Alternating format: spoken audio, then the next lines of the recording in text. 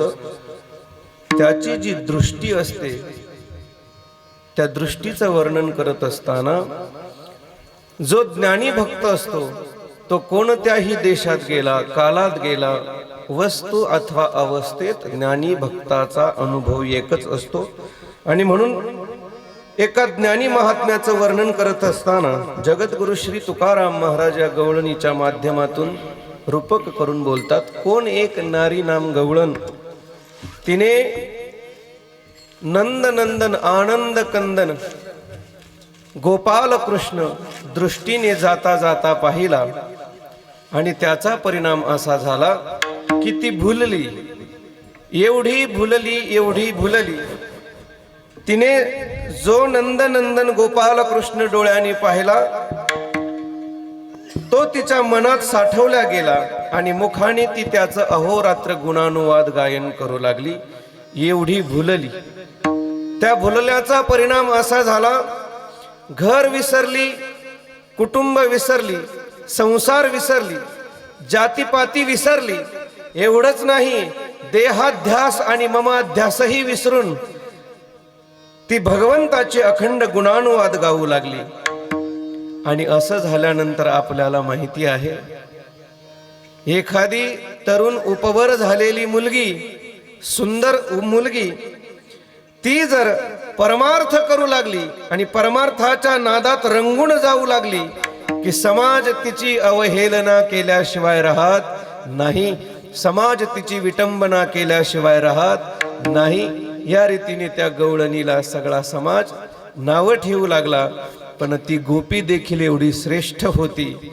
तिने सांगितलं, तिने आपले दोन्ही हाताचे 2 बोट घेतले, 2 कानांना जी छिद्र आहेत ना त्या कानात दोन्ही बोट जोराने दाबलेस आणि लोकांना सांगितलं, तुम्हाला माझ्याविषयी काय नावं ठेवायची, काय माझ्याविषयी वल्गना करायच्या, त्या नाना पद्धतीने तुम्ही वल्गना करा. तुमच्या बोलण्याचा माझ्यावर काहीही परिणाम होणार नाही. त्याचं एकमेव कारण, कर्णासह सर्व इंद्रिय, कर्ण म्हणजे श्रोत्रेंद्रियवर, तुमचे शब्द माझ्यापर्यंत पोहोचतात ते कानाच्या द्वारानं. आणि म्हणून या श्रोत्रेंद्रियासह माझ्या सर्व इंद्रियांचा विषय एक परमात्मा झालेला असल्या कारणाने तुमच्या कोणत्याही शब्दांचा माझ्यावर परिणाम होत नाही. तुका म्हणे हसे जन नाही कान तये ठाई, असा अभंगाचा सरळ सरळ अर्थ विठ्ठल. आणि म्हणून सेवेसाठी निवडलेली गवळण प्रकरणातील अभंग म्हणा किंवा गवळण म्हणा, काही म्हटलं तरी हरकत नाही.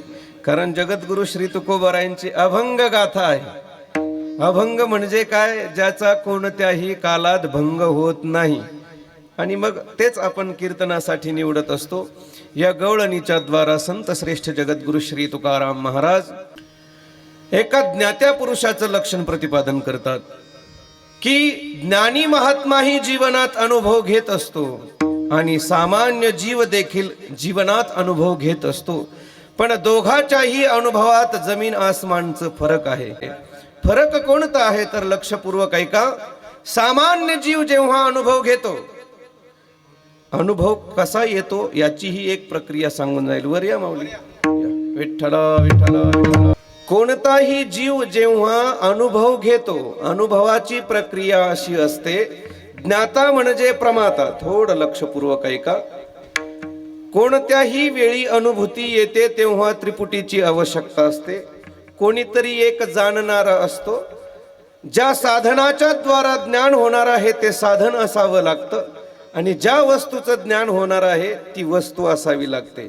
म्हणजे त्याला ज्ञाता, ज्ञान, ज्ञेय, ज्ञाता, ज्ञेय आणि ज्ञान ही त्रिपुटी असते. ज्ञाता म्हणजे जाणणारा, ज्ञेय म्हणजे ज्या साधनाच्या माध्यमातून आपल्याला ते ज्ञान होणार आहे, आणि ज्ञान म्हणजे ज्या वस्तूला जाणल्या जातं त्याला ज्ञान म्हणतात. अशी त्रिपुटी प्रत्येक वेळी अनुभूती येत असताना घ्यावी लागते किंवा असतेच. मग जेव्हा ज्ञाता इंद्रियांच्या द्वारा बाहेर येतो आणि विषयाकार होतो, या तिघांच्या एकत्रीकरणामुळे अनुभूती येते. ही अनुभूती येत असताना जीवाचा अनुभव वेगळा असतो आणि संतांचा अनुभव वेगळा असतो. जीवाचा अनुभव देशात बदलतो, कालात बदलतो, वस्तूत बदलतो आणि अवस्थेत बदलतो. या विरुद्ध संतांचा अनुभव देशातही तोच, कालातही तोच, वस्तूतही तोच आणि अवस्थेतही तोच. ह्या चारही प्रकारात अनुभव जीवाचे ठिकाणी जीवाचे अनुभव बदलत असतात. आणि साधू महात्म्याच्या जीवनातील अनुभव प्रत्येक ठिकाणी एकच असतो. हा विशेष बदल संत आणि सामान्य जीव यांच्यामध्ये असतो. विठ्ठल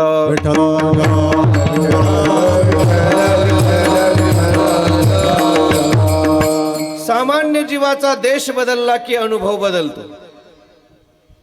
आपल्या तिळापूरची माणसं पंढरपूरला जेव्हा वारीला गेले की त्या माणसांना जर आपण पंढरीत पाहिलं ना तर असं वाटतं, बापरे काय धार्मिक माणसं आहेत.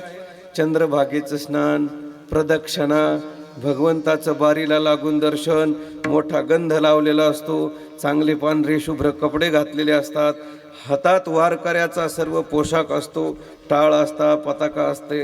एवढं छान वाटतं त्याच्याकडे तिथे पाहिल्यानंतर. पण तोच माणूस जर आपण तिळापुरात येऊन पाहिला तर त्याच्या पुढे दुर्योधनाने हात टेकले. मला काय म्हणायचं कळतं ना, जीव क्षेत्राच्या गेल्यानंतर त्याची कृती बदलते, त्याची अनुभूती बदलते. तोच जीव जर सामान्य ठिकाणी आपण पाहिला तर तो नाना पद्धतीने सैरावैरा स्वैराचारी जीवन जगल्याशिवाय राहत नाही. तात्पर्य माझं इतकंच आहे की देश बदलला की जीवाचा अनुभव बदलतो. दुसरं, काल बदलला की जीवाचा अनुभव बदलतो. कसं आहे का, आता इथे अत्यंत सुंदर सप्ताहाचं वातावरण आहे. समोर सगळ्या माता माऊल्या बसलेल्या आहेत. यांच्याकडे दृष्टिक्षेप टाकल्यानंतर असं वाटतं कोण सावित्री आहे, कोण सती आहे, कोण सत्यभामा आहे, कोण काय आहे. आणि याच महिला जर लग्नाच्या मंडपात पाहिलं तर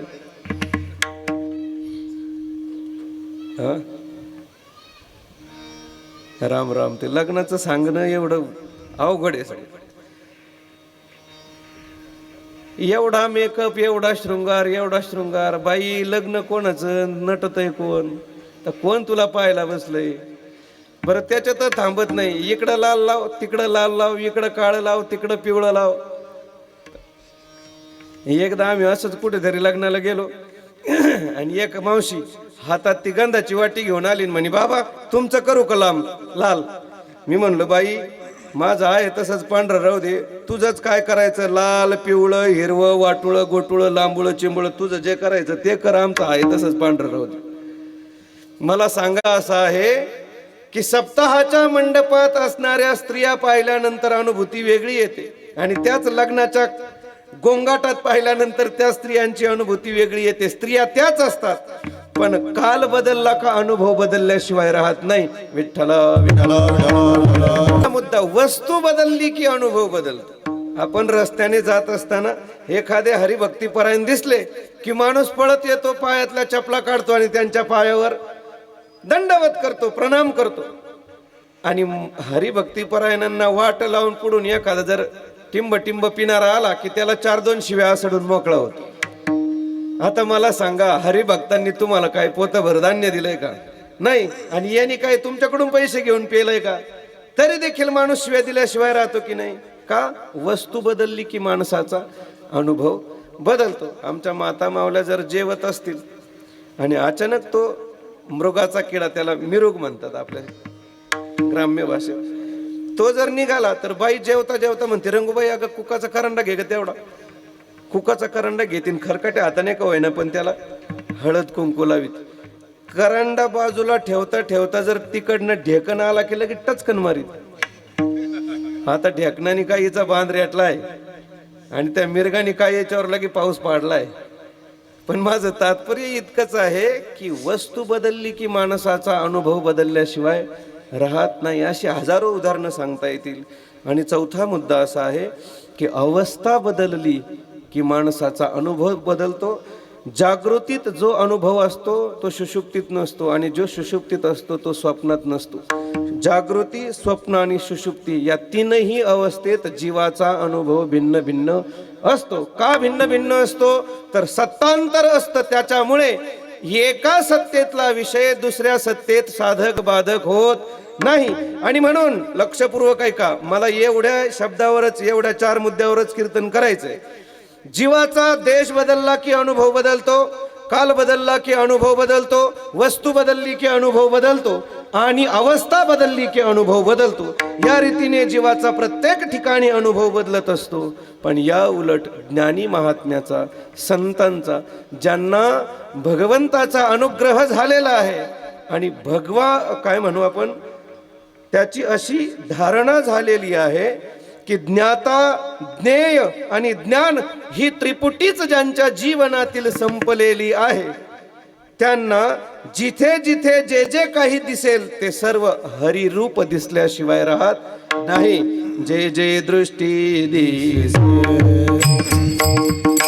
जे जे दृष्टी दिसे, ते ते हरिरूप,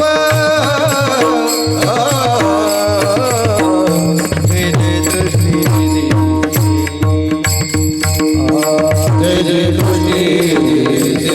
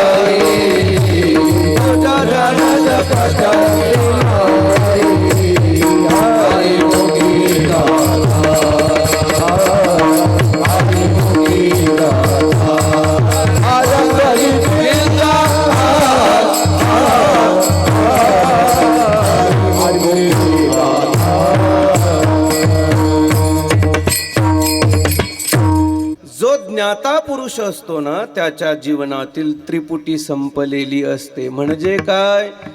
जो ज्ञाता म्हणजे जाणणारा आहे तोही देवच झालेला असतो. बरोबर?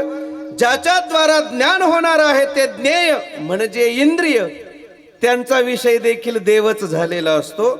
आणि ज्याचं ज्ञान होणार आहे ते जगत रूपाने न राहता त्याला देव रूपाने प्रतीतीला आल्याशिवाय राहत नाही. जीवाच्या बाबतीत ज्ञान होत असताना या 3 गोष्टी असतात, याला त्रिपुटी म्हणतात. याच रीतीने संतांच्या बाबतीत, जीवनमुक्त महात्म्याच्या बाबतीत त्याच्या जीवनातील त्रिपुटीचा बाध झालेला असतो. आणि म्हणून त्याची अवस्था अशी झालेली असते, जो जाणणारा आहे मी वासुदेव तत्वता, या बोधावर तो आरूढ झालेला असतो. आणि मुद्दा दुसरा आहे, तिकडे पाये तिकडे बाई तुझे नाही, श्री हरी वाचुनी तुझे नाही, श्री हरी वाचुनी तुझे नाही. तिकडे पाये तिकडे बाई, श्री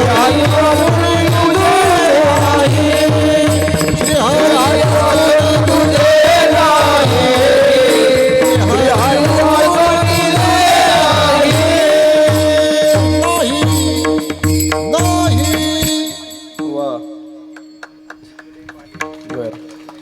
जिकडे पाहे तिकडे हा वा. श्री हरी वाचुनी तुझे नाही. जे जे दृष्टीच्या त्याच्या जे जे दृष्टीला येतं त्याला जगत जगत रूपाने न प्रतीतीला येता त्याला आत हरी बाहेर हरी. हरीने घरी कोंडियले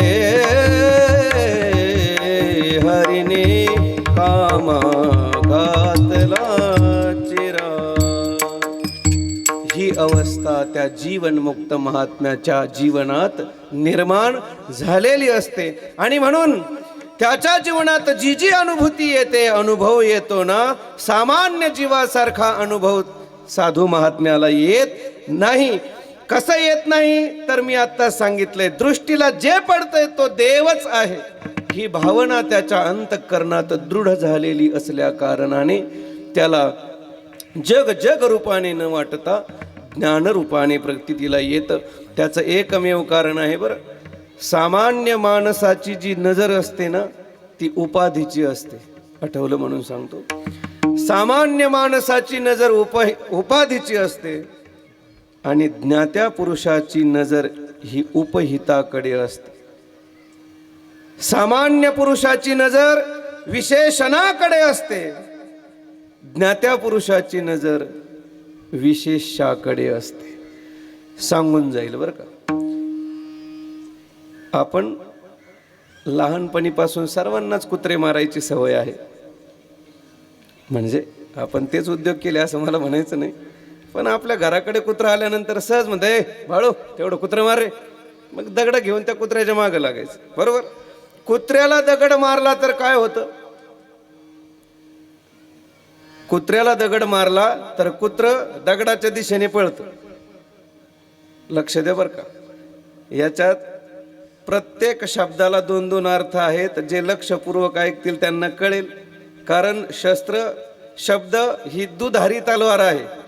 इकडूनही वार करते आणि तिकडूनही वार करते. जे लक्ष देतील त्यांना कळेल. कुत्र्याला जर दगड मारला तर कुत्र दगडामागे पळतं. कुत्र्याला जर दगड मारला तर कुत्र दगडामागे पळतं.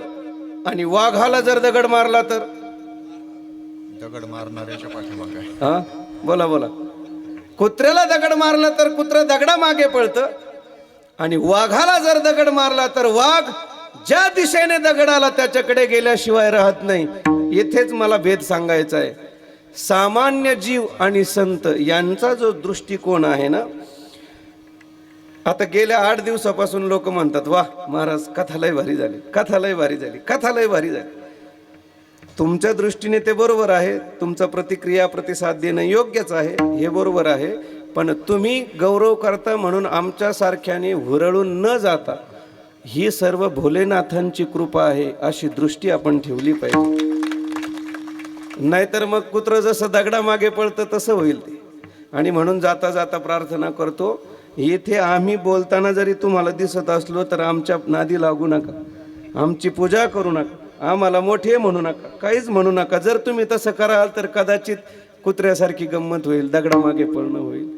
आम्हाला ज्याने इथं उभं केलंय ना आणि आमच्या मुखातून प्रत्येक शब्द जो काढून घेतोय ना त्या उपहिताकडे आपली नजर गेली पाहिजे. म्हणजे वाघासारखे तुम्ही आहात अशी धारणा होईल. आम्ही काय चिंतन जर सोडलं आमच्या जीवनातलं तर आम्ही नीट नाहीतच. खरं सांगतो. एवढ्या गोष्टी अडचणीच्या होऊन बसल्यात. महाराज मंडळीला अधिकार प्राप्त झाल्यानंतर ते त्या अधिकाराचा विचार सोडून देतात आणि स्वतःचाच गौरव करत बसतात. आता बोलता बोलता महाराज मंडळींना आम्ही कुणाच्या बापाला घाबरत नाही हे म्हणण्याची वेळ येते कीर्तनात. आता तुम्ही नेमका गुंड आहात की साधू आहात ही मोठी साशंकतेची गोष्ट आहे. विठ्ठला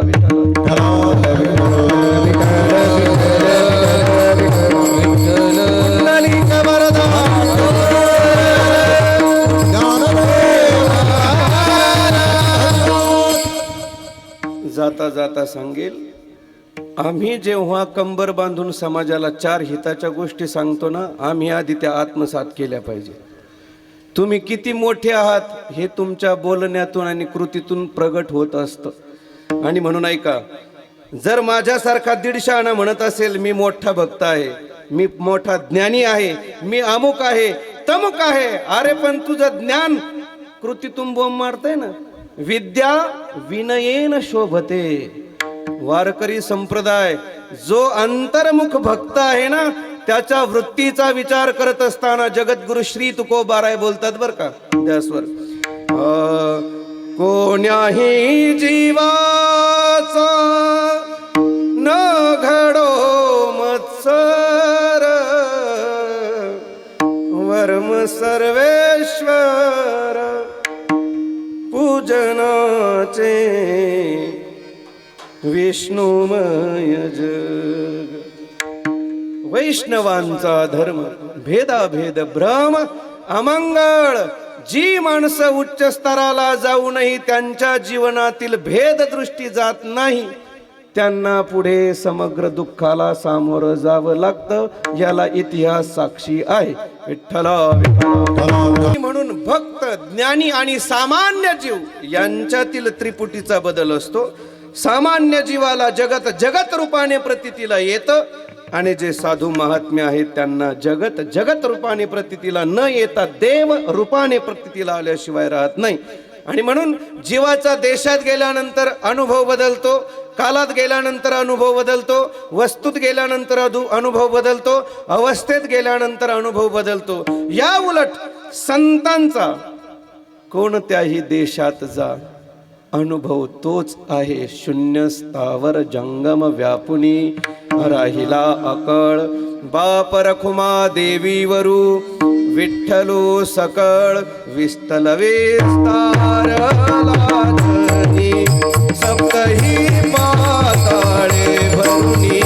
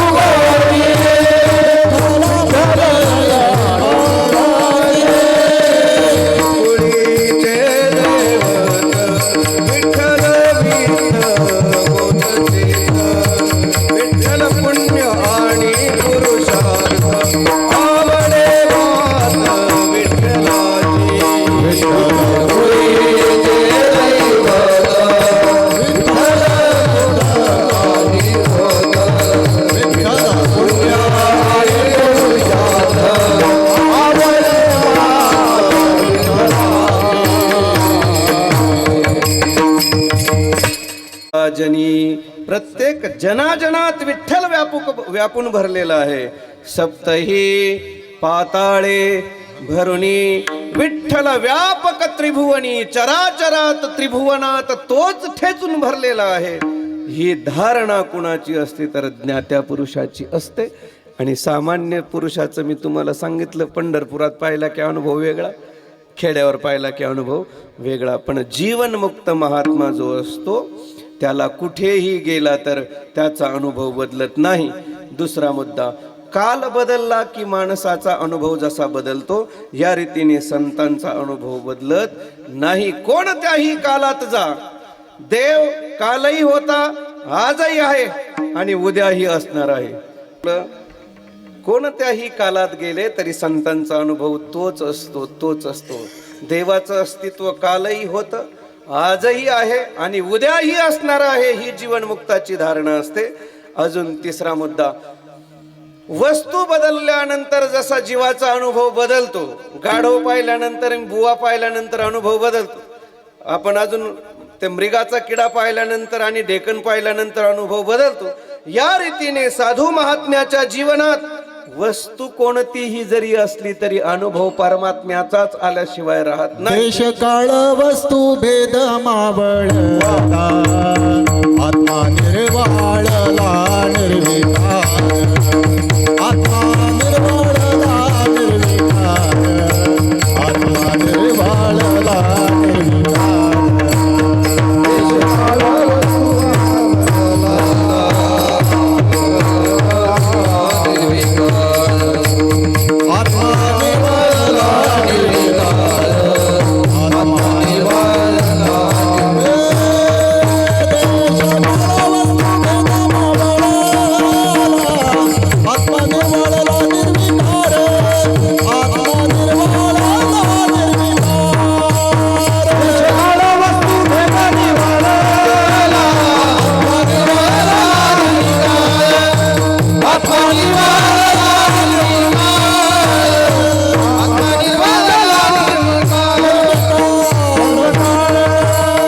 म्हणून ही संतांची अवस्था आहे, जीवनमुक्त महात्म्याची अवस्था आहे की ज्याला कोणत्याही कालात भेद प्रतीतीला येत नाही. आणि चौथा मुद्दा मला सांगायचा, अवस्था बदलली तरी संतांचा अनुभव बदलत नाही. जागृतीत असले तरी तोच अनुभव, सुषुप्तीत असले तरी तोच अनुभव आणि स्वप्नात असले तरी तोच अनुभव. म्हणून महाराज सांगतात, जागृती स्वप्नी पांडुरंग, जागृती स्वप्नी पांडुरंग, पांडुरंग ध्यानी पांडुरंग मनी, जागृती स्वप्नी पांडुरंग, जागृती स्वप्नी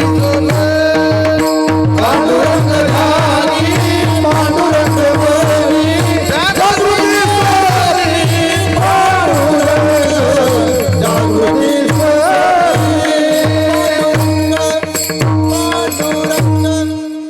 पांडुरंग ध्यानी पांडुरंग मनी, जागृती स्वप्नी पांडुरंग. एक आणि प्रश्न विचारला महाराज, इथे जागृती आणि स्वप्न या दोनच अवस्थेचं वर्णन केलंय, सुषुप्तीचं वर्णन केलं नाही. पण ऐका, सुषुप्तीचा स्वीकार केल्याशिवाय स्वप्न पडू शकत नाही. आता काही माणसाला दिवसात स्वप्न पाहायची सवय असते, तो भाग वेगळा. स्वप्न पाहणं वेगळं आणि पडणं वेगळं. दिवसा आपण स्वप्न पाहतो तिथे कर्तृत्व भाव आपल्याकडे असतो, पण सुषुप्ती अवस्थेत जेव्हा स्वप्न पडतं तिथं आपलं काहीही चालत नाही, ते त्याच्या मनाने पडत राहतं. आणि म्हणून जागृती आणि स्वप्न या दोघांच्या मध्ये सुषुप्ती ही पकडावीच लागते. आणि हे नसेल तुम्हाला पटलं तर ज्ञानोबा सांगतात, जागृती सुषुप्ती स्वप्नी नाठवे, पाहता रूप आनंद साठवे. संतांची अवस्था बदलली तरी अनुभव तोच असतो. मग जागृतीत तर अखंड नामस्मरण चालूच आहे, संतांचा अनुभव जागृतीत तोच आहे, सुषुप्तीतही तोच आहे आणि स्वप्नातही तोच आहे. कोणत्याही कालात बदलत नाही, वस्तूत बदलत नाही, अवस्थेत बदलत नाही आणि देशात बदलत नाही. आणि म्हणून अशी ज्ञानाच्या परमोच्च स्थितीवर प्राप्त झालेली जी गवळण आहे, एका महात्म्याचं वर्णन गवळणीच्या रूपाने जगद्गुरु श्री तुकाराम महाराज या ठिकाणी करतात की अशी जी जीवन मुक्त अवस्थेला प्राप्त झालेली गवळण आहे ती भगवंताला पाहिलं आणि एवढी भुलली त्याचं वर्णन महाराज करतात.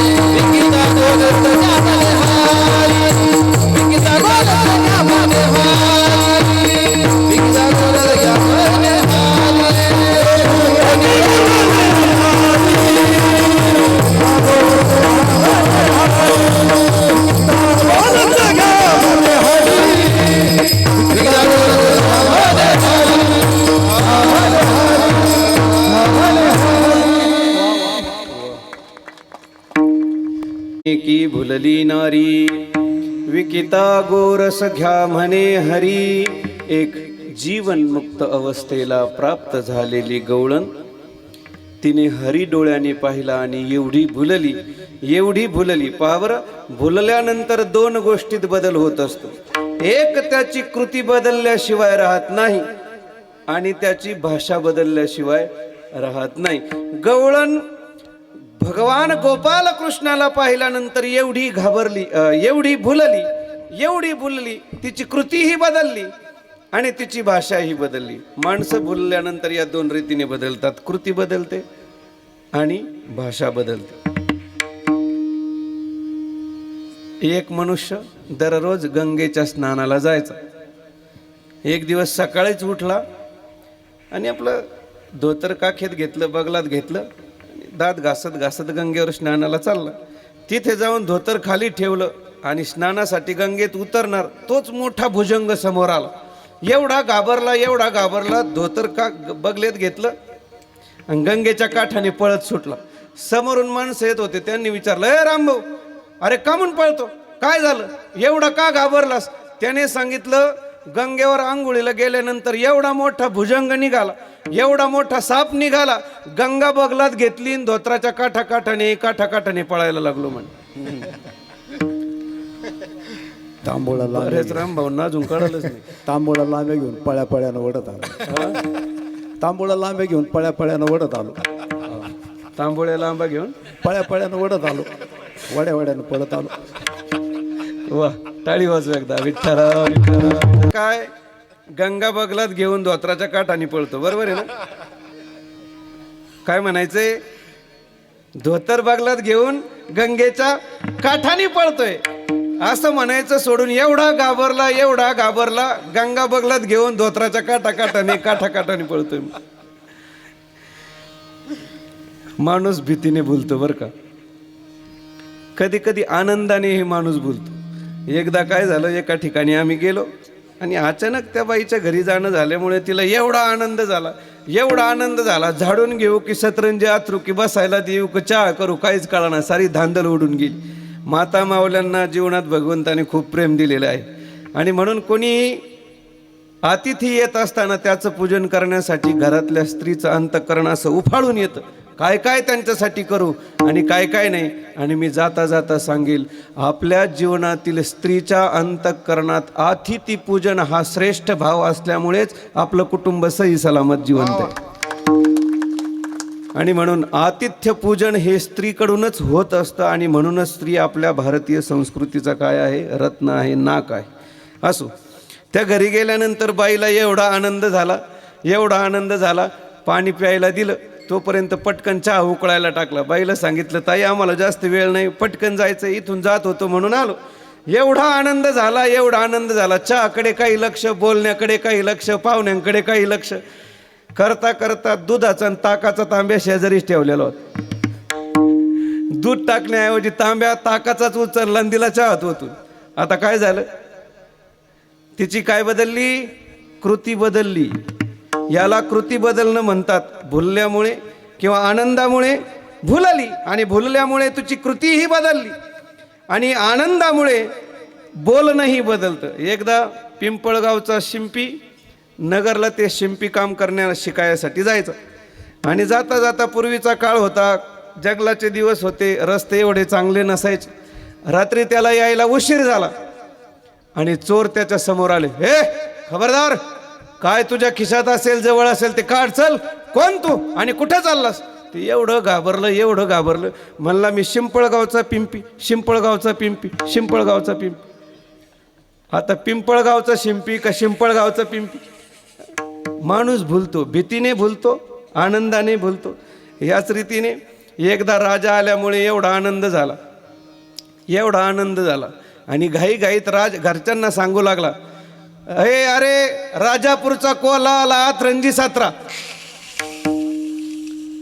काय, राजापूरचा कोला आला अतरंजी 17? अरे कोल्हापूरचा राजा आला सतरंजी 18 असं म्हण. पण भुलला आणि भुलल्याचा परिणाम काय झाला, त्याची कृतीही बदलली आणि त्याची भाषाही बदलली. या रीतीने भगवान गोपाल कृष्ण नंदनंदन आनंद कंदन भगवान गोपाल कृष्ण त्या गवळणीने पाहिला आणि तिच्या क्रिया बदलून गेल्या. तिची नजर ही उपाधीची नसून उपहिताची असल्या कारणाने ती गवळण मथुरेला दही दूध विकायला जात असताना देखील तिथे जाऊन दही घ्या दूध घ्या न म्हणता गोविंद घ्या कोणी दामोदर घ्या गे गोविंद घ्या कोणी दामोदर घ्या गोविंद घ्या कोणी दामोदर घ्या गोविंद घ्या कोणी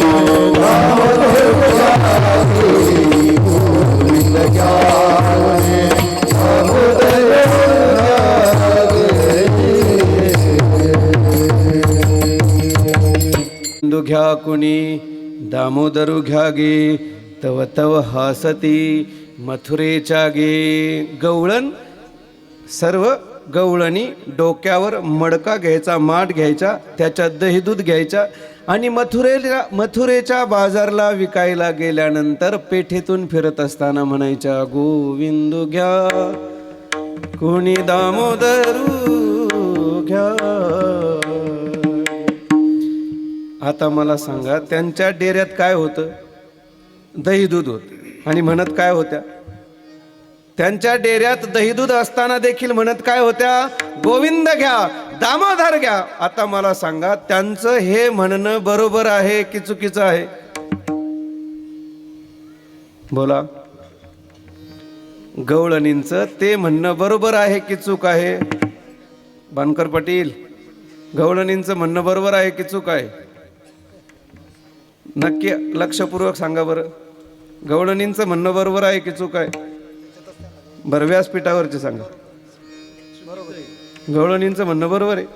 समजा तुम्ही उद्या सकाळी डोक्यावर डेरा घ्यायचा त्याच्यात दही दूध घ्यायचं आणि मांजरीच्या पेठेत जाऊन म्हणायचं गोविंद घ्या दामोदर घ्या गोविंद घ्या दामोदर घ्या. लोक म्हणतील यांना पहिलं येरवाड्यात न्या.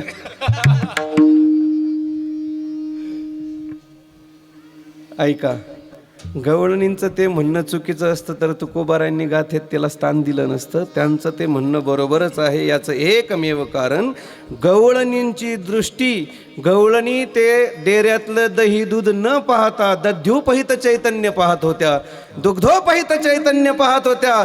जसं मगाशी मी तुम्हाला सांगितलं, त्यांची नजर जशी वाघाची ज्या दिशेने दगड आला तिकडे जाते, या रीतीने समग्र सृष्टीचं चरण विचरण होत असताना जी जी जीवनात कृती घडते ती भगवती इच्छेनेच घडते. ही ज्यांची नजर असते त्यालाच तर जीवनमुक्त महात्मा म्हणतात. विठ्ठल.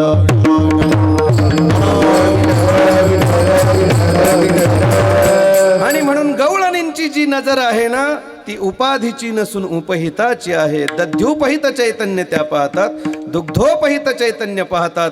आणि म्हणून विकिता गोरस घ्या म्हणे हरी. ही अवस्था त्यांची झाली बरं का. कसं असं झालं त्याचं एकमेव कारण आहे, गवळण रस्त्याने जाता जाता तिने नंदनंदन गोपालकृष्ण डोळ्याने पाहिला. जसा तिने तो डोळ्याने पाहिला तसाच तिच्या तो मनात बसला आणि जसा मनात बसला तसाच वाचेच्या द्वारा परत बाहेर येऊ लागला. अभंगाचं दुसरं डोळा पैसा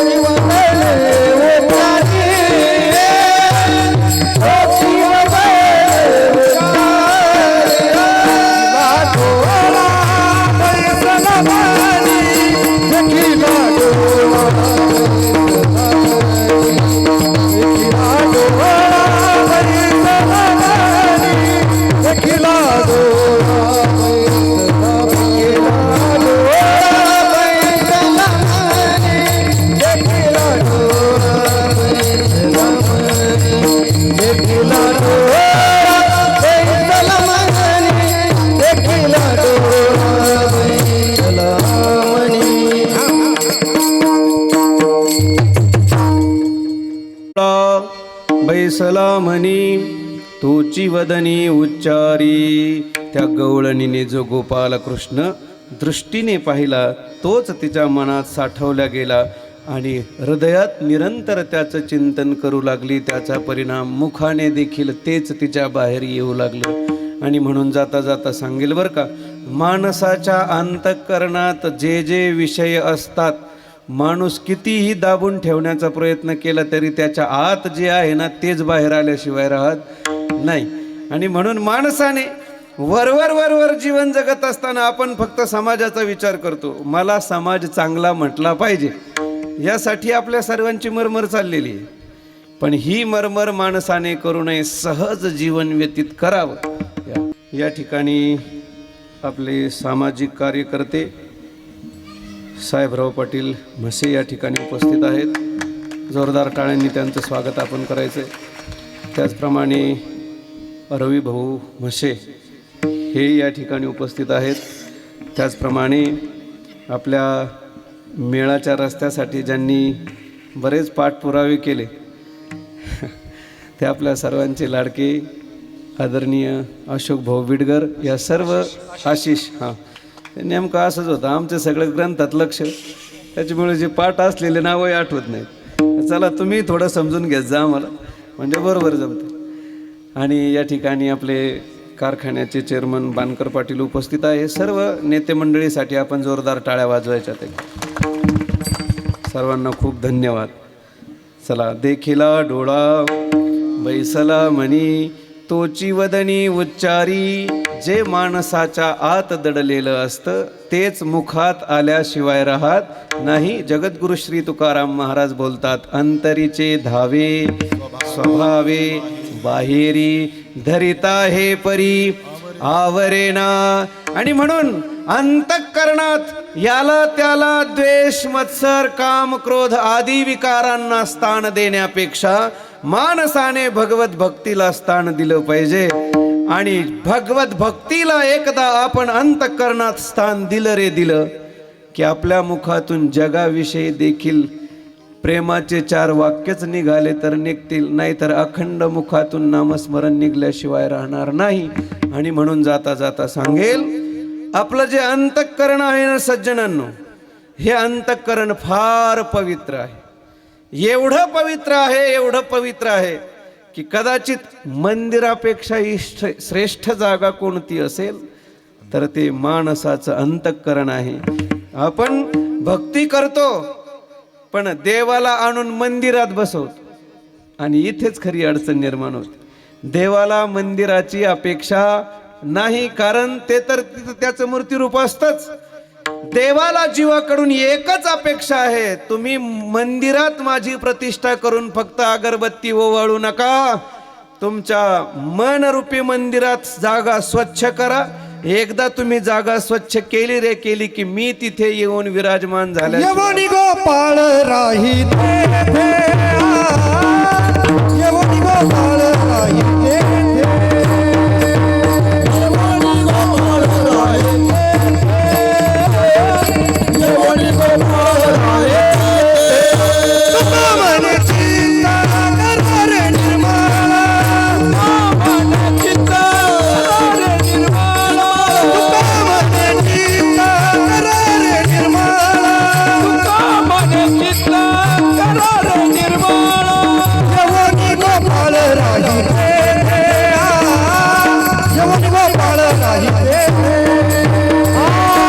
यवनी गोपाळ राही तेथे, यवनी गोपाळ राही तेथे. तुका म्हणे चित्त करावे निर्मळ, येऊनी गोपाळ राहे तेथे. म्हणून साधकाची जबाबदारी एकच आहे, येतो बैसलिया ठाया, येतो बैसलिया ठाया, येतो बैसलिया ठाया, येतो बैसलिया. तने व्यापी देवराया, तने व्यापी देवराया, तने व्यापी देवराया, तने व्यापी देवराया. निर्मळ हे काया, निर्मळ हे काया, निर्मळ हे काया, निर्मळ हे काया.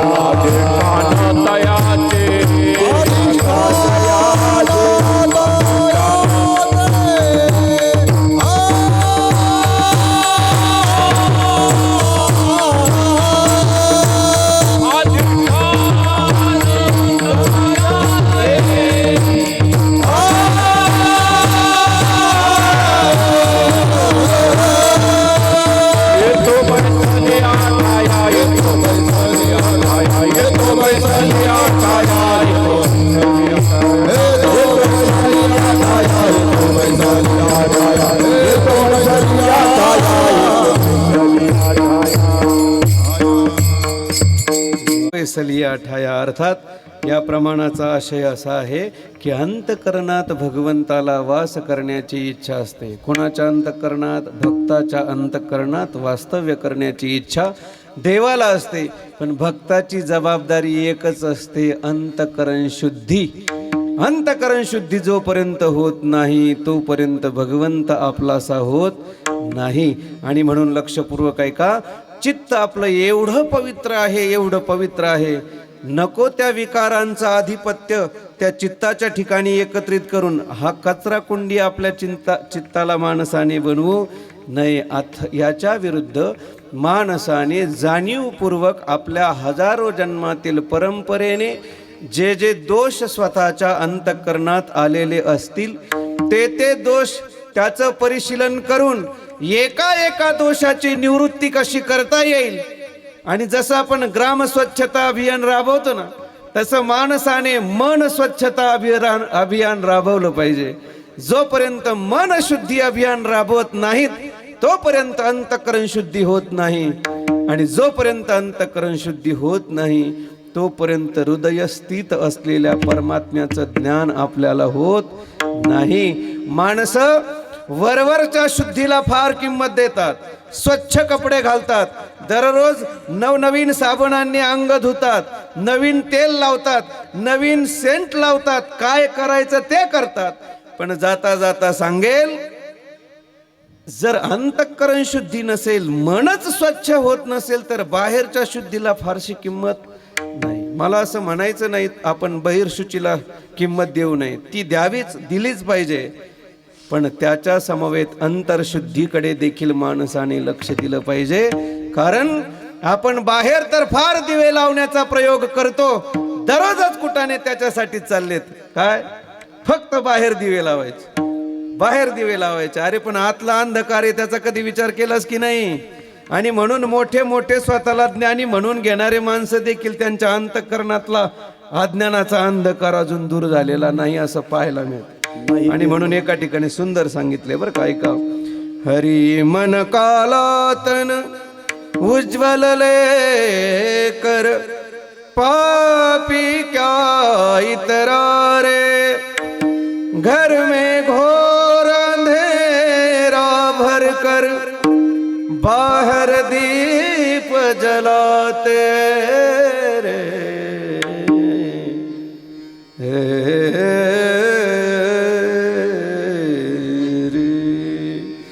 मन कालातन उज्ज्वल.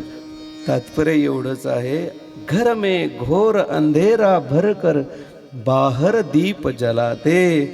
आपण बाहेर दिवे लावण्याचे जे प्रयास आपले चालू आहेत त्याच्या एखाद्या पटीना का होईना माणसाने दररोज आत दिवा पेटवण्याचा प्रयत्न केला पाहिजे. एकाच वेळी आत प्रकाश होईल असं होणार नाही, पण हळू हळू हळू हळू करता करता करता एक दिवस असा येईल की आपलं चित्त देखील प्रकाशमान झाल्याशिवाय राहणार नाही. आणि एकदा की चित्त स्वच्छ झालं रे झालं की देव तिथे विराजमान आहेच, पण फक्त बाकी कचरा कुंडीमुळे देवाची प्रतीती आपल्याला होत नाही. आणि म्हणून माणसाने आपलं हृदय मंदिरासारखं पवित्र ठेवलं पाहिजे. का ठेवलं पाहिजे तर आत भगवंत विराजमान आहे. आणि कोणी म्हणत असेल ना महाराज आमच्या आतमध्ये काय देवबीव काही नाही, त्याला मी मराठीत सांगतो, बाबा ज्या दिवशी तुझ्या आतला देव निघून जाईल ना त्या दिवशी लोक विनाकारण नदीवर गर्दी केल्याशिवाय राहणार नाही. विठ्ठला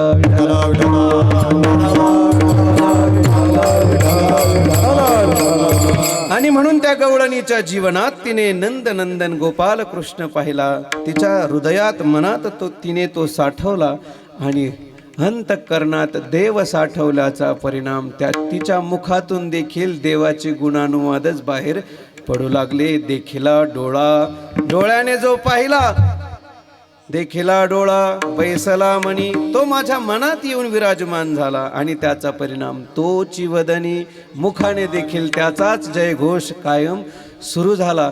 त्या नंदाच्या नंदनाला पाहिल्यानंतर एवढी भुलली, एवढी विसरली, एवढी विसरली, घर विसरली, दार विसरली, लेकरं बाळ विसरली, कुटुंब विसरली.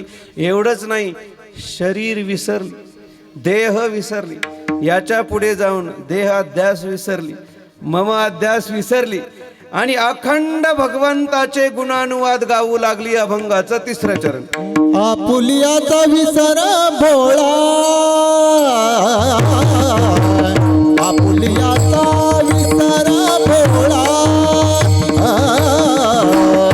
आपुलियाचा विसर भोळा, आपुलियाचा विसर भोळा,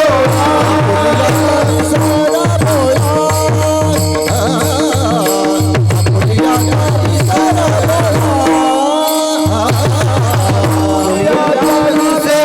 भोळा, आपुलियाचा विसर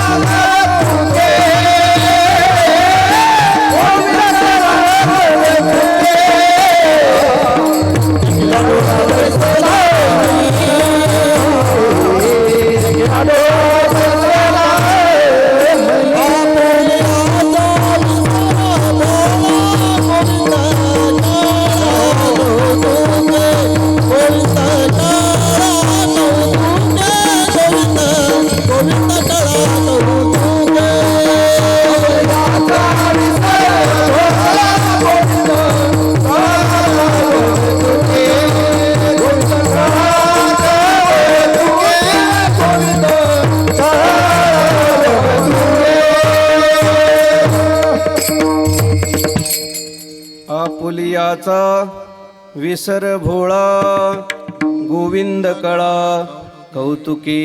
तिने गोपाल कृष्ण डोळ्यांनी पाहिला, तो तिच्या मनात विराजमान झाला. ती नित्यमुखाने त्याचे गुणानुवाद गाऊ लागली.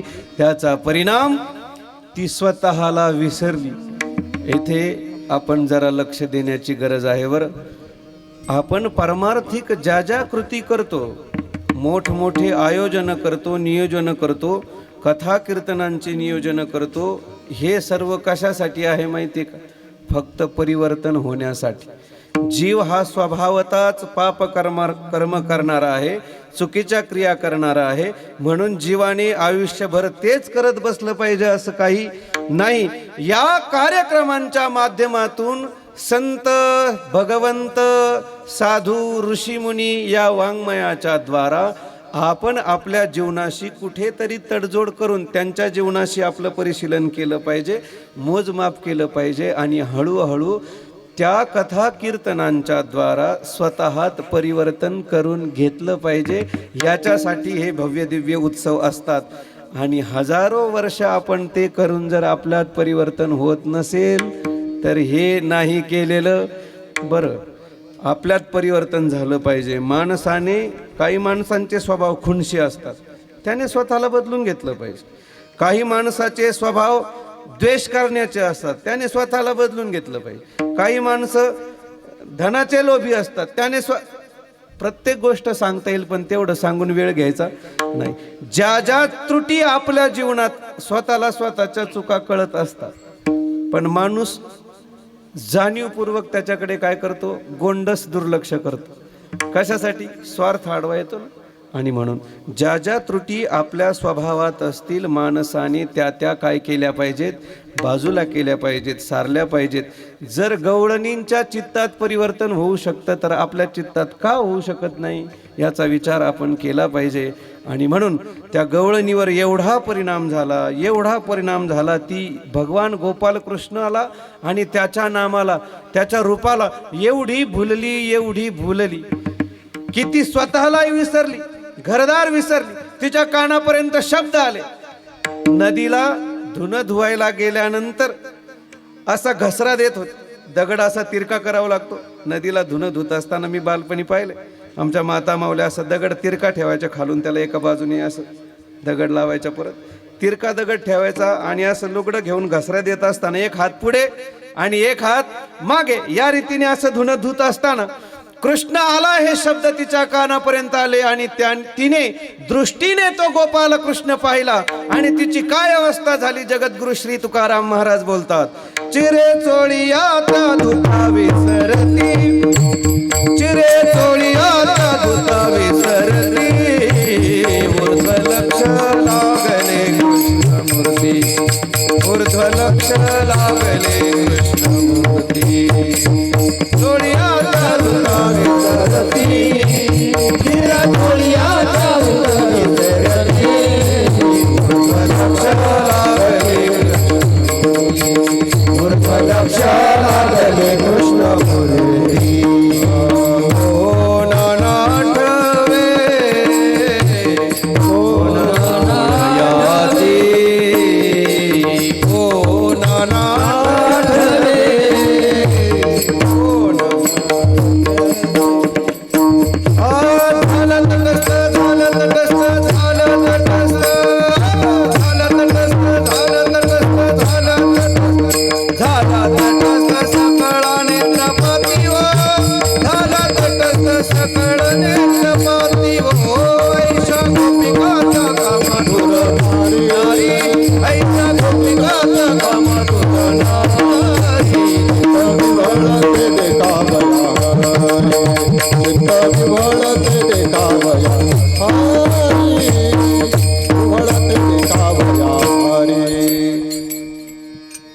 चित्रासारख्या तटस्थ झाल्या, मागचा हात मागे आणि पुढचा हात पुढे. चिरे चोळिया त्या धुता विसरती, का ऊर्ध्व लक्ष लागले कृष्णमूर्ती.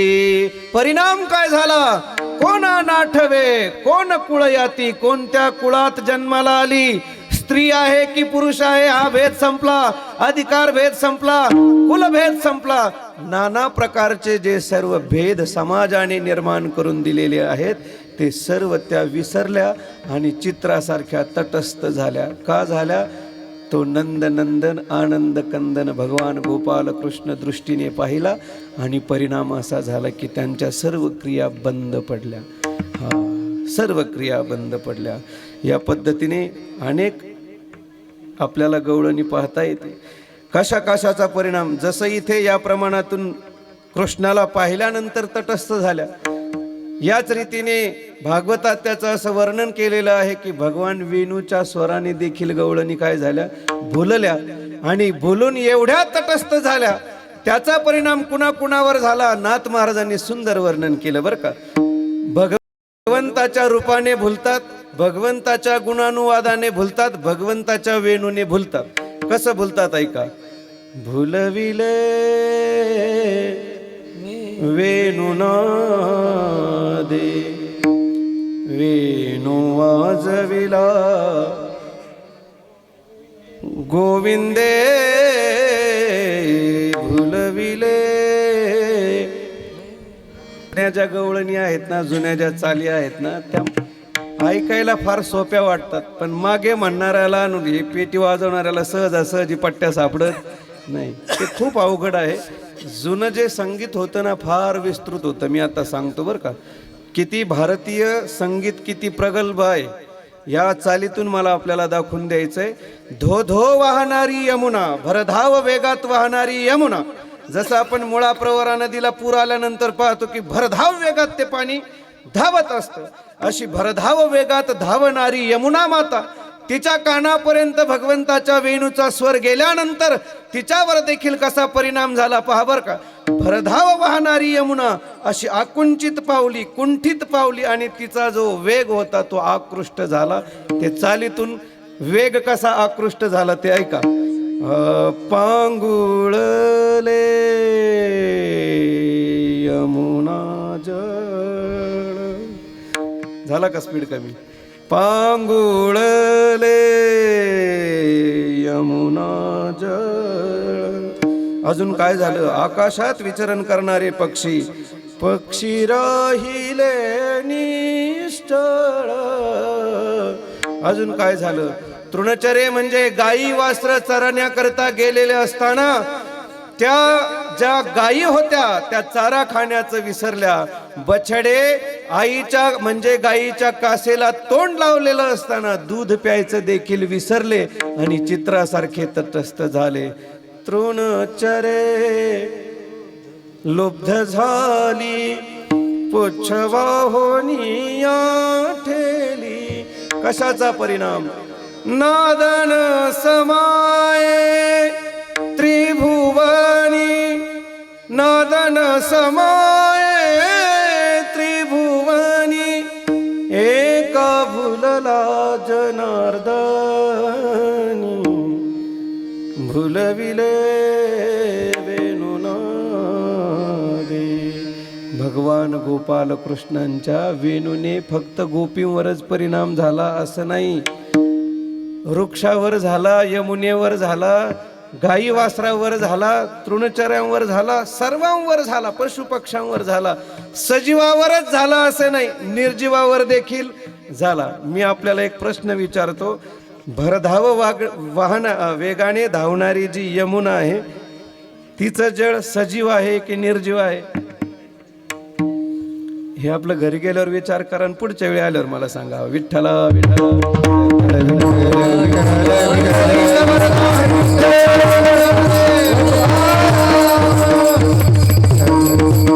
भगवान वृंदावनाच्या दिशेने गेले आणि एवढी मधुर तान छेडली, त्या गवळणी म्हणू लागल्या, आहारे सावळिया कैसी वाजवली मुरली. काय झालं? तुझ्या मुरलीची ध्वनी अरे अकल्पित पडली कानी. परिणाम काय झाला? विव्हळ झाले अंतःकरणी, मी घरधंदा विसरले, आहारे सावळिया कैसी वाजवली मुरली. ती गवळण म्हणू लागली, तुझ्या वेणूचा स्वर ध्वनी माझ्या कानापर्यंत आला आणि माझं अंतःकरण विदीर्ण करून त्याने टाकलं. मी स्वतःला विसरली, कामधंदा विसरली. गवळणीने अजून सांगितलं, देवा तुझा मुरलीचा स्वर हा केवळ स्वर नसून तो बाण आहे, बाण. तुझ्या वेणूच्या स्वररूपी बाणाने माझ्या अंतःकरणाचा ठाव घेतला आणि त्याचा परिणाम मी घरदार विसरून थेट रानाच्या दिशेने म्हणजे वृंदावनाच्या दिशेने आले. आले नाही बरं, नेले. कोणी नेलं तिला? त्या वेणूच्या स्वराने तिला आकृष्ट करून घेतलं आणि ती कामधंदा सोडून घरदार विसरून थेट वृंदावनाच्या दिशेने गेली. ऐका, तुझा मुरली मुरली नोहे केवळ बाण, अरे तिने हरिला माझा प्राण. परिणाम संसार केला दाना दीन, एव निर्दयी संचरली, आहारे सावळिया कैसी वाजवली मुरली. तुझ्या मुरलीचा सुरतान मी विसरले देह भान. परिणाम घर सोडोनी धरिले रान, मी वृंदावनी नेले. असा त्या गोपींच्या जीवनावर भगवंताचा, त्याच्या स्वरूपाचा, त्याच्या गुणानुवादाचा आणि त्याच्या वेणूचा एवढा परिणाम झाला, एवढा परिणाम झाला. आपला काटा पुढे सरकला बरं का. 5-10 मिनिटात संपवतो, काही काळजी करू नका. त्या स्वतःला विसरल्या, देहाला विसरल्या, कुटुंबाला विसरल्या, ममाध्यास विसरल्या, देहाध्यास विसरल्या आणि एवढ्या भगवंताच्या ठिकाणी एकाग्र होऊन अखंड भगवंताचे गुणानुवाद गाऊ लागल्या. मग तुम्हाला माहिती, एखादा माणूस, तरुण माणूस जर परमार्थात यायला लागला, सप्ताहाच्या कथेचा त्याच्यावर परिणाम झाला आणि गंध लावायला लागला, फक्त माळ घालायचा त्याने प्रयत्न केला की समाजाच्या दोन्ही हातात लगेच धोंडे असतात. लागले का परमार्थ करायला, घातल्या का माळी, गंध लई सपाटून लावला बा. आता मी म्हणतो किती का मोठा गंध लावीना, तुझ्या घरी काय अतिक्रमण केलंय का त्याने? लावू दे, कपाळ त्याचं, गंध त्याचं, सगळं त्याच. पण माणसं त्याला टार्गेट केल्याशिवाय राहत नाही. घातली का माळ, लागले का परमार्थ करायला, करू करू असंच बोलतात ना. आणि देवपूजेला अजून दातातलं निघालं नाही बुवा, झाले बुवा म्हणायला तयार. अरे पण म्हणू दे ना, त्याच्यावर परिणाम झालाय, तुझं काय जातंय? पण माणसं त्या माणसाला बदलून द्यायला तयार नाही. मोठी समस्या आहे बरं का. पण जाता जाता एक निर्देश मी करतो. या गवळणींच्या चरित्रातून एकच महत्वाचा संदेश आपण घ्यायचा आहे.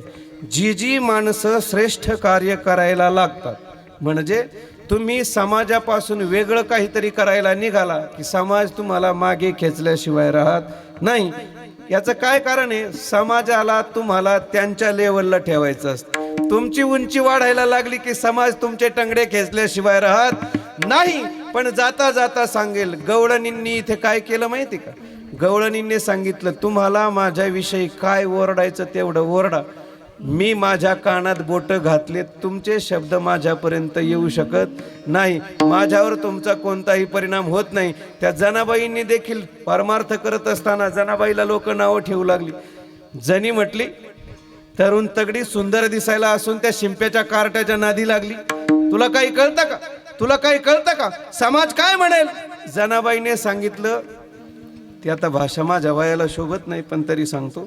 जनाबाईने सांगितलं, मी पंढरपूरच्या पेठेत पाल मांडलंय. पाल ज्याला कळेल त्यांनी कळून घ्या, नाही कळेल त्यांनी जास्त विचार करू नका. जनाबाई म्हटल्या, मी माझ्या पंढरपूरच्या पेठेत पाल मांडलंय आणि मी अशी आहे, तुम्हाला ज्यांना माझ्याकडे यावं वाटेल त्यांनी या, आणि जर यायचं नसेल तर एक काम करा, म्हटलं तुम्ही चांगला किलोभर कळीचा चुना घ्या, 1 लिटर भर बिव्याचं तेल घ्या, हातावर मनगटावर कळीचा चुना लावा.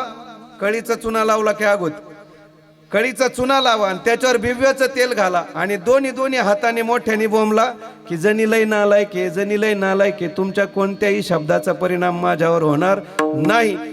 डोईचा पदर आला खांद्यावरी,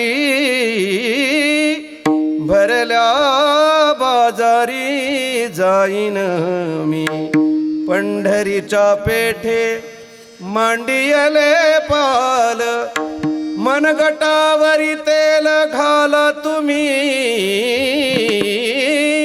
डोईचा पदर आला खांद्यावरी, भरल्या बाजारी जाईन मी. आणि म्हणून राजकारणी माणसाने, परमार्थिक माणसाने, जीवन ऊर्ध्वगतीला घेऊन जाणारा विचार करणाऱ्या प्रत्येक माणसाने आपण उंचीवर जाण्याचा प्रयत्न करायला लागलो की समाज आपल्याला मागे खेचल्याशिवाय राहत नाही. पण मला एकच सांगायचं, ज्या दिवशी समाजाला तुम्ही उत्तर द्यायला तयार व्हाल त्या दिवशी तुम्हीच स्वतःचा अपमान करून घेताय. यासाठी एक म्हण सांगतो हिंदीतली, हत्ती चले बाजार, कुत्ते भोके हजार. ज्याला जीवनात मोठं व्हायचं ते क्षेत्र कोणतंही असो, त्याने समाजाला प्रतिक्रिया द्यायची नाही. आणि जर तुम्ही प्रतिक्रिया देण्याचा विचार केला तर कोणाच्या तोंडाला उत्तर देणार? 1000 माणसं जर तुमच्या विरुद्ध बोलू लागले तर तुम्ही उत्तर नेमकं देणार कोणाला? म्हणून शहाण्या माणसाने आपली निंदा व्हायला लागली, कानात बोटं घालायचे आणि गप राम राम राम राम म्हणत बसायचं. ठराविक काळापुरतं ते चालू असतं, नंतर लोक ओरडून बंद होतात. कोणाचंही काही चालत नाही. आपण निरीक्षण करा, आता मला वाटतं 18-19 वर्ष झाले मोदी साहेबांना, जगाने किती त्यांच्याविषयी नको ते आरडाओरडा केला. त्यांनी कधी प्रेस कॉन्फरन्स घेऊन त्याला प्रतिक्रिया दिली का? शहाण्या माणसाने कधी उत्तर देण्याच्या भानगडीत पडू नये. आणि जी ज्ञाती माणसं असतात, हुशार माणसं असतात, ते फार कमी बोलतात, ते जगाला उत्तर देण्याच्या भानगडीत पडत नाही. आणि म्हणून या रीतीने गवळणींची देखील सर्व समाजाच्या द्वारा निंदा होऊ लागली. त्यावेळी गवळणींनी स्पष्ट सांगितलं, मी माझे 2 बोट कानात घातलेले आहेत, तुम्ही माझी किती निंदा करा, नालस्ती करा, टिंगल करा अथवा हसा, तुमचा कोणताही परिणाम माझ्यावर होणार नाही अभंगाचा शेवटचा चरण. तू का म्हणे तू का म्हणे आशे जन तो कामाने असे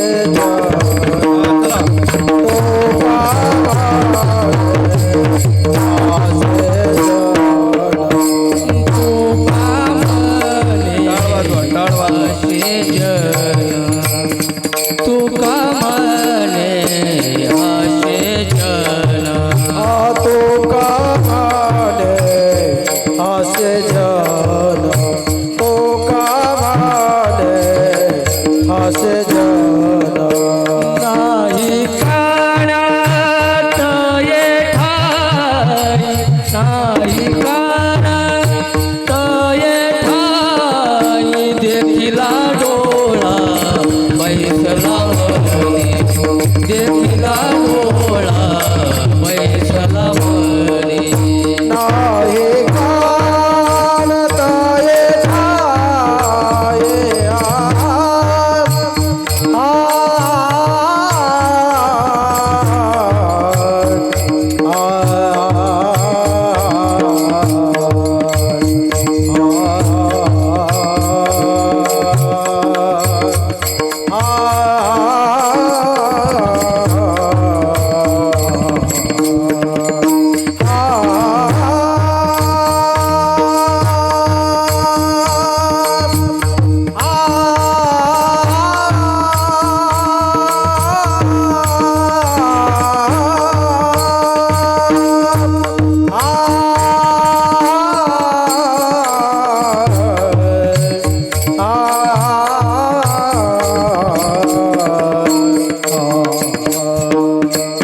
नाही कान ये ठाई वदन तये आले खिलाडो सलाम तुझी वदना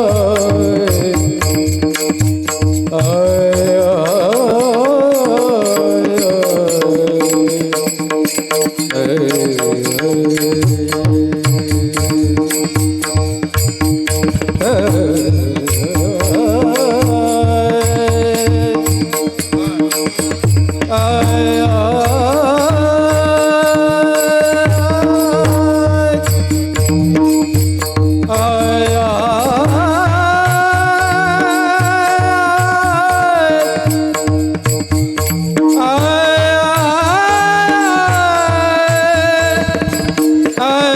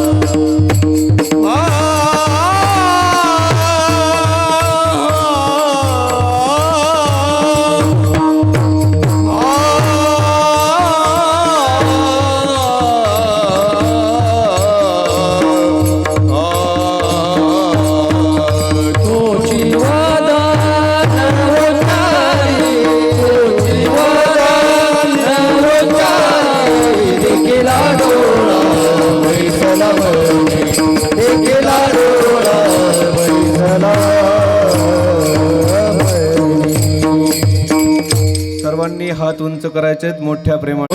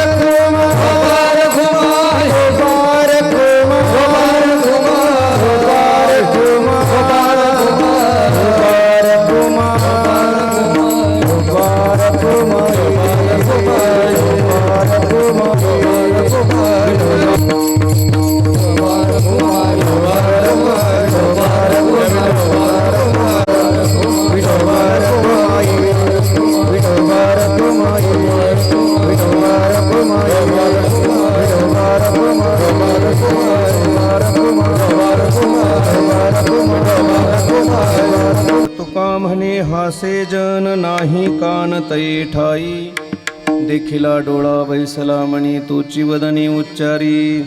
कालचं कीर्तन म्हटलं का गोपालकृष्णाचं चरित्र वर्णन करावं लागतं, त्याच्या खोडी सांगाव्या लागतात. भगवान हळूहळू रांगू लागले. तुम्ही काही काळजी करू नका. आता एवढं विस्तारित चरित्र आहे, आत्ता 2 वाजता संपवतो. बाई सुग्रण असली का मांड्याचा कोंडा केल्याशिवाय राहत नाही. तुमचं लक्ष बुंदीकडे आहे मला माहिती, मग शब्दाकडे नाही. बाई सुंदर असली का मांड्याचा कोंडा करते, बरोबर आहे ना? काय करते? हा, होतं कधी कधी वयामानाने असं कोंड्याचा मांडा. ड्रायव्हर हुशार असला की किती उशिरा जरी निघाला तरी वेळेत गाडी पोहोचवतो, त्यालाच हुशार ड्रायव्हर म्हणतात. पण तुम्ही काय काळजी करू नका, मला ड्रायव्हिंग येत नाही, पोळ्या करता येत नाही. त्याच्यामुळे आता किती वाजतील ते काही सांगता येत नाही. आत्ता संपवतो 5 मिनिटात, काळजी करू नका. भगवान हळूहळू रांगू लागले, नाना प्रकारच्या खोड्या करू लागली. गवळणी सांगती गाधा गारहानी रात्री आला चक्रपाणी खाऊनी दही दूध तुपलोनी फोडिली अवघी विरजणी. हे बाई आम्हासी पाहावेना धरू जाता सापडेना. यशोदे बाळ तुझा ताना कोठवरी सोसुधिंगाना. नाना प्रकारच्या खोड्या झाल्या, नाना प्रकाराने गवळणी गाराने सांगू लागल्या. हे ऐकता ऐकता ऐसे ऐकता गाराणी यशोदे नयनी आले पाणी. कृष्णा खोडी दे टाकुनी एका जनार्दनी चरणी प्रेम तयासी अवरेना. यशोदे बाळ तुझा ताना कोठवरी सोसुधिंगाना. यशोदेने सांगितलं, कृष्णा तुझ्या खोड्या कमी व्हायला तयार नाही, तू उद्यापासून शाळेत जायचं. कोणती शाळा? गोदने चारावया जातो शारंग पाणी. उद्या येई राणा सवे घेऊनी गोधना. सगळ्या गोपाळांना सूचना दिली. दुसऱ्या दिवशी सर्व गोपाळ गायी बछडे घेऊन आले. यशोदेने देखील भगवंताचा एवढा छान शृंगार केला होता. पिवळा पितांबर नेसवला, कमरेला सेला बांधलेला होता, त्याला वेद खोसलेला होता, त्याला बाजूबंद घातलेले होते, मनगट्या घातलेल्या होत्या, कानात कुंडल घातलेले होते, त्याच्या केसाला मयूर पिसाचा सुंदर टोप लावलेला होता, त्याच्या डोळ्यात काजळ घातलेलं होतं. आणि भगवान सर्व गायी गोपाळ समोर मागे पुढे चालले आणि सर्वांच्या मध्यात भगवान गोपाल कृष्ण चाललेले होते. ते मनोरमणीय दृश्य पाहण्यासाठी स्वर्गातून देवाने दाटी केली होती. सर्व स्वर्गस्थ देव पुष्पवृष्टी करत होते. एक सखी दुसऱ्या सखीला वर्णन करत होती, सखे बघ ना ग, हा किती सुंदर आहे. हे दृश्य पाहण्यासाठी कोण दारात येऊन पाहत होती, कोण गल्लीत येऊन पाहत होती, कोण खिडकीतून पाहत होती, कोण गच्चीवर जाऊन पाहत होती. नाना पद्धतीने सगळ्या गवळणी एकवटल्या आणि एक सखी दुसऱ्या सखीला वर्णन करते, सखे बघ ना ग, हा किती सुंदर आहे, याची नासिका किती सरळ आहे, याचा भालचंद्र किती विस्तीर्ण आहे, याचे डोळे किती सुंदर आहेत, याचे दात जणू हिऱ्यांच्या पंक्तीच आहेत, याचे ओठ किती आरक्त आहेत, याचे कुरळे कुरळे केस किती सुंदर दिसत आहे, याने घातलेला पिवळा पितांबर किती सुंदर दिसत आहे, याच्या हातात असलेले बाजूबंद मनगट्या बासरी किती सुंदर दिसत आहे. एक सखी दुसऱ्या सखीला वर्णन करते, सजनी आज देखो नंदाजी कोला. त्याचं वर्णन फार सुंदर मीराबाईंनी केलंय. भगवान गाई गोपाळांसमवेत यमुनेवर वृंदावनात जातात, गाई बछड्यांना चारण्यासाठी सोडतात, नाना प्रकारचे खेळ खेळून होतात. सगळे सवंगडी म्हणतात, देवा आता हा खेळ कुठपर्यंत. तुका म्हणे आता डाव मोडावा परता, का खांदी भार पोटी भूक, काय कीर्तनाचे सुख, हा काय खेळायाचे सुख. आणि या पद्धतीने भगवंताने सर्व गोपाळांना यमुनेच्या मृदू वाळवंटावरती एका विस्तीर्ण खडकावर सर्व गोपाळांना कमळाच्या आकार बसवलं.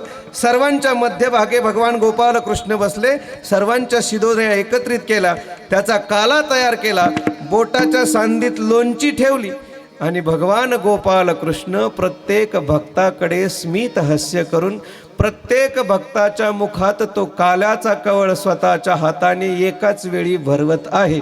असा काला खडकी सोडी येल्या मोठा, आजीचा दही काला गोमटा, घ्या रे दही भात, आम्हा देतो पंढरीनाथ. पुंडलिक वरदा हरी विठ्ठल, श्री ज्ञानदेव तुकाराम, गोपाल कृष्ण भगवान की जय.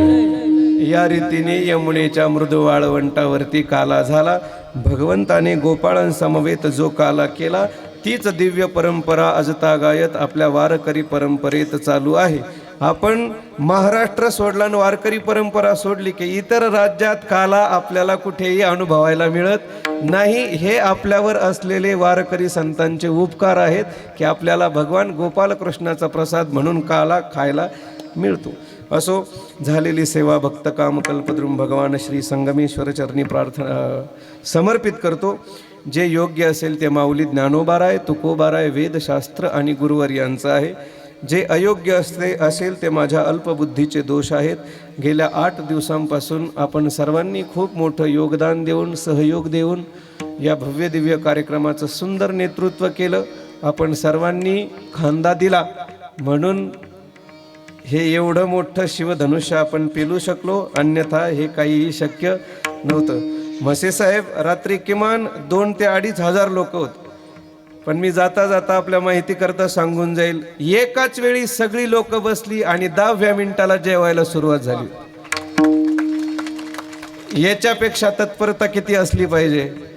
आणि हे सर्व श्रेय कुणाला जात असेल तर आमच्या गावातील आणि पंचक्रोशीतील सर्व तरुणांना जातं. एकदा तरुणासाठी जोरदार टाळ्या झाल्या पाहिजे. तरुण एकत्रित आला तरच देशाचं, गावाचं, धर्माचं, परमार्थाचं भविष्य बदलू शकतो. आणि म्हणून जुन्या माणसांनी जरा थोडं तरुणांना पुढे करा, मंदिराकडे पाठवा, दर्शनाला पाठवा. तुम्ही जे धार्मिक उपक्रम करता ते त्यांच्याकडून करून घ्या, म्हणजे त्यांना त्याची गोडी लागेल आणि हळूहळू ते आपली जबाबदारी पार पाडण्यासाठी काय होतील, तुमच्या देखत सक्षम होतील. आणि म्हणून सर्व तरुणी मंडळींनी या ठिकाणी सहयोग दिला, त्यांना खूप धन्यवाद आहे. वारकरी संप्रदायातील सर्व ज्येष्ठ टाळकरी महाराज मंडळी या ठिकाणी आहेत, त्यांना देखील खूप धन्यवाद देतो. आपल्या सप्ताहात काकड्यापासून तर संध्याकाळच्या जागरापर्यंत ज्या ज्या भजनी मंडळींनी सर्वांनी योगदान दिलं त्या सर्वांना धन्यवाद देतो. अजून आपल्या देवस्थानचे सर्व विश्वस्त, सगळी ट्रस्टी मंडळी आणि ग्रामस्थ मंडळी गेल्या 2 महिन्यांपासून या ठिकाणी जे सर्व रंगरंगोटी नूतनीकरणाचं जे काम चालू होतं त्या कार्यात माणसांनी झोकून देऊन शिवरात्रीचा कालावधी सप्ताह येण्याच्या अगोदर सर्व कामं जबाबदारीने पार केलीत. ज्यांनी योगदान दिलं त्यांची नावं घेण्यापेक्षा महादेवाला माहिती आहे कोणी सेवा केली आणि कोणी नाही केली. त्याचा मोबदला त्यांना देव देईल. त्या सर्वांना धन्यवाद. या ठिकाणी सप्ताहाचं नियोजन करत असताना आमचे बाळासाहेब आहेत, एकनाथ आबा आहेत, हिराभाऊ आहेत, दत्तू भाऊ आहे, अण्णा भाऊ आहे आणि गावातील सर्वच मंडळी आहे, जे जे सर्व वेळोवेळी मीटिंगला उपस्थित राहिले. ज्यांना येणं शक्य झालं ते नाही, त्यांनाही खूप धन्यवाद. त्यांनी सांगितलं आम्ही तुमच्या सोबत आहोत. आत्ता यायला जरी वेळ नसला तरी सप्ताहाच्या वेळी आम्ही 100% 8 दिवस वेळ देऊन सगळ्या जबाबदाऱ्या आमच्या शिरावर घेऊ. आणि म्हणून सर्व ग्रामस्थांना खूप धन्यवाद, सर्व भजनी मंडळींना खूप धन्यवाद, पंचक्रोशीतून येणाऱ्या सर्व भाविकांना खूप खूप धन्यवाद. त्याचप्रमाणे आपल्या संस्थांचे अध्यक्ष सन्माननीय श्री विनायक तात्या जाधव, आदरणीय रंगा तात्या जाधव, उपस्थित सर्व मंडळी, आदरणीय ठोसर भाऊसाहेब आहेत आणि सर्व मंडळी आहे, सर्वांना खूप धन्यवाद. अजून आपल्या या कार्यासाठी आज उपस्थित असणारे आपले लाडके नेते आदरणीय श्री साहेबराव पाटील म्हसे, त्याचप्रमाणे आदरणीय श्री बाणकर पाटील, त्याचप्रमाणे आदरणीय रविभाऊ म्हसे पाटील, त्याचप्रमाणे आदरणीय आशिषजी बिडकर साहेब, हे सर्व मंडळी उपस्थित आहेत. यांना खूप धन्यवाद देतो. आणि यांच्या हाती जे सत्ता किंवा कामं करण्याची संधी भगवंताने दिलेली आहे, एक सर्व नेते मंडळींना प्रार्थना आहे, दोन्ही तालुक्यातून तुम्हाला जिथे सेवा द्यायची तिथे द्या, आमचं काहीच म्हणणं नाही. फक्त एवढा देवस्थानचा रस्ता त्याचं रुंदीकरण आम्हाला करून द्या, म्हणजे पुढच्या वेळी येताना भाविकांना अडचण होणार नाही. म्हसे साहेब, काल जवळजवळ 4 माणसं पडले या रस्त्याने, त्यांचे टंगडे मोडले, कोणाचं काय मोडलं. हे झाल्यावर थोडं आपल्यालाही वाईट वाटतं की बाबा देवस्थानकडे येणारा भाविकांना रस्ता जर नीट नसेल तर आपण काय केलं पाहिजे. तुमच्या हाती सत्ता आहे, तुमच्या हाती माणसं आहेत, कोणाला कोणतं लेटर द्यायचं आणि कोणाकडून कोणतं बाणकर पाटील काय काम करून घ्यायचं हे तुम्ही सगळे एकत्रित या आणि भगवान महादेवाचा एवढा संदेश तुमच्या नेत्यांपर्यंत द्या. आणि एवढं काम पुढच्या शिवरात्रीपर्यंत जर झालं तर अजून बरं होईल अशी सर्वांना प्रार्थना करतो आणि ते होईलच अशी अपेक्षाही करतो. आपण सर्व कर्तव्यदक्ष मंडळी आहात, म्हणून तर समाजाभिमुख आपण कार्य करत आहात. समाज देखील आपल्याला पुढाकार देतो आहे, त्याचं एकमेव कारण तुमच्या कामाची ती पावती आहे, म्हणूनच समाज आपला काय करतोय, गौरव करतो आहे. असो, आपण सर्वजण या कार्यासाठी उपस्थित राहिलात, सर्वांना धन्यवाद. अजूनही कोणी नेते मंडळी असतील तर त्या सर्वांना खूप धन्यवाद. आपल्या गावात सद्गुरू किसनगिरी महाराज स्वच्छता सेवक मंडळ आहे, तेही वेळोवेळी संस्थांवर येऊन स्वच्छता करतं. आपल्या गावातील वांजुळ पोहीतील आपलं संगमेश्वर स्वच्छता सेवा मंडळ आहे, तेही येऊन वेळोवेळी सेवा देतं. सर्वांना धन्यवाद. अजून कोणाचे नावं राहिले असतील तर आता उरलेले आमचे कार्यकर्ते सांगतील. माझी बॅटरी पार उतरून गेली, आता 8 दिवस झाले एकट्याचाच घासा चालू आहे. पुढच्या वर्षी थोडा बदल करायचा प्रयत्न करू आपण, म्हणजे माझा घासा मोकळा राहील जरा. असो, झालेली सेवा भगवत चरणी समर्पित करतो आणि श्रोत्यांच्या चरणी, सर्व भाविकांच्या चरणी एक प्रार्थना आहे. गेल्या 8 दिवसात आमच्याकडून जर अनावधानाने कुणाचं मन दुखावलं गेलं असेल तर मोठ्या प्रेमाने आपण सर्वांनी आम्हाला माफ करायचं, एक क्षमा आम्ही इच्छा करतोय. का करतो याचं कारण, आम्ही जरी इथे बोलत असताना दिसत असलो तरी आम्ही तुमचीच लेकरं आहोत. तुम्ही आमचं पालन पोषण नाही केलं तर आम्ही वाऱ्यावर पडू. आणि म्हणून तुम्ही मायबाप आमचे आहात या भावनेने सर्व मायबाप श्रोत्यांच्या चरणी विनम्र भावाने अभिवादन करतो. माझ्याकडून म्हणा किंवा आमच्या कोणत्या सप्ताहातील कार्यकर्त्यांकडून कुणाचं मन अनावधानाने जरी काही दुखावलं गेलं असेल तर सर्वांनी त्यांना मोठ्या प्रेमाने माफ करायचं. या ठिकाणी या भव्य दिव्य मंडपाचं नियोजन ज्यांनी केलं आणि उत्कृष्ट अशी साऊंड सिस्टीम ज्यांची आहे, फार दूरपर्यंत पंचक्रोशीपर्यंत ज्यांनी आवाज या कथेचा नेऊन पोचवला, ते आपल्या गावातील आदरणीय नाना भाऊ कोळेकर यांच्यासाठी जोरदार टाळ्या झाल्या पाहिजेत. त्याचप्रमाणे सोशल मीडियाची सर्व जबाबदारी ज्यांनी पार केली ते नाना भाऊंचे चिरंजीव साहिल कोळेकर याच्यासाठी एकदा जोरदार टाळ्या झाल्या पाहिजेत. आणि आपल्या कामाचा भरपूर व्याप असताना देखील केवळ आमच्या प्रेमापोटी ज्यांनी 8 दिवस इथे येऊन सर्व चित्रीकरण करण्याचं काम केलं ते आदरणीय जगदीश भाऊदळे यांच्यासाठी देखील जोरदार टाळ्या झाल्या पाहिजेत. मी रात्रीही बोललो, आपण सर्वांनी आपल्यासाठीच एकदा जोरदार टाळ्या वाजून घ्यायचं. या जगात आपल्या पाठीवर थाप टाकायला कुणालाही वेळ नाही, जो तो ज्याचं त्याचं नाव मोठं करण्यात दंग झालाय. आणि म्हणून देवाच्या दारात आपण केलेली सेवा याचं कौतुक जगाने करण्यापेक्षा आपणच आपली टाळी वाजून कौतुक करून घ्या. असो, झालेली सेवा भगवत चरणी समर्पित करतो. आपण दिलेला जे सहयोग आहे त्याचं कशानेही वर्णन होणं शक्य नाही. आणि म्हणून 2 हात आणि 1 शिर आपल्या चरणी झुकवून विनम्र भावाने अभिवादन करतो. कार्यक्रम संपला असं जाहीर करतो. ज्ञानेश्वर माऊली ज्ञानराज माऊली तुकाराम ईश्वर माऊली ज्ञानराज माऊली विठ्ठल आम्ही वेदन गाडे तुरी क्रमिका वैष्णविका संभ्रमा झाले समाधान तुमचे देखील चरण आता उठावीसी मना येत नाही नारायण वाडी प्रपणे ते सापडविले केने आता उठावीसी मना येत नाही